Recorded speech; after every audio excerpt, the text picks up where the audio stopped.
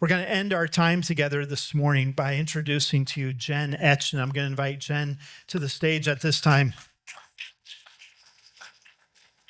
Jen is a licensed therapist here in the area, and I've gotten to know Jen over the years. And let me grab a couple stools for you. Oh, thanks, Kyle. That's nice. Thanks. Jen has been a big help to me personally, but also within our family. Jen has led that boundaries workshop here at the church. I have, yes. I see some familiar faces. And I thought it'd be really helpful for all of us as we continue to talk about relationships, healthy relationships. Jen is a biblical counselor, somebody that we trust and recommend as a church. If you're looking to sit down with somebody, she has a tremendous amount of resources.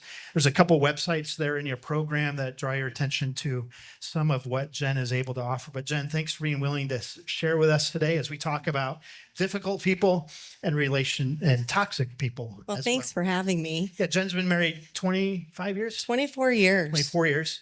Yeah. To Keith, who's cheering you on in the front row. Yes. And they have 3 adult children. So you've lived through a few things. Yes, we have. I think we're almost at 100 cumulative years for parenting, right? We're at 75. Oh, do we get to add those up? 60. Maybe it's 60 years. I think we've done 24 years of marriage and 60 years of parenting. Right. And a couple of Bernedoodles. Yeah. Don't forget the dogs. Yeah. 2 dogs. But Jen, thanks for coming. Talk to us as we start this conversation. The difference between life-giving relationships and life-draining relationships. Life-giving and life-draining. Well, first of all, I want to thank you, Kyle, for having this conversation. I think there's a lot of bravery to tackle this conversation of toxic people. I think we, as Christians, we want to love. That's our mission, is to love. And I think sometimes we don't take a look at the other side and some of the other scriptures that maybe give us permission to evaluate relationships in our life. So thanks, Pastor Kyle. Yeah. Life draining and life giving. So I think that we have to be aware that we're going to go through seasons in our life where we're both, right? Sometimes we're in a season where we're life draining and we're life giving. But I think for today, we're going to really focus on people that are life draining, and they're chronically life draining. They just don't have a season of being life giving. At the end of our time together with a life draining person, you need extra time to recover. Sure. Right? Sure. Yeah. And I think if you've gone through a lot of seasons with somebody and they're just continually life draining, I think we can call these people toxic. And some of the traits that I look for when I'm evaluating toxic people, there's 5 of them that I run through. And one, do they just thrive on conflict? I'm not talking about conflict to seek resolution, because resolution often takes conflict, but I mean people that really thrive on conflict, more than just a pot stirrer, right? We're talking about people, when you say murdering, they want to murder your peace, right? They have an agenda to murder your peace. So that's a toxic trait. That's going to be life draining. People who play victim all the time, that they just aren't able to see their contribution to a problem.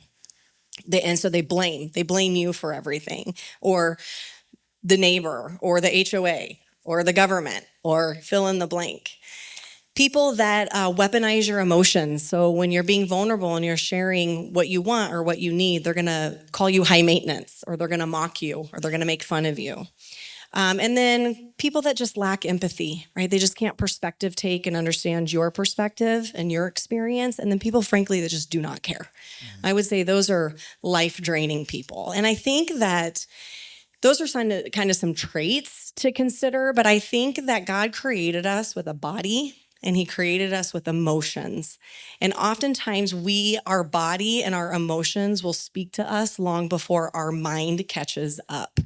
So if you are doing life with somebody and you feel like your body tense up, or your stomach hurts, or you maybe have anxiety or a panic attack, and when you're with them, you feel invalidated or dismissed or ignored or not seen, those are some of the things that your body's going to alert you to, that you're probably spending chronically life with somebody who is life draining or toxic. Now, some of those relationships we didn't choose. So they're Right. at our workplace that we have to go to. Sure. They're Family and of families that we origin. have to see Hmm. Yeah. sometimes.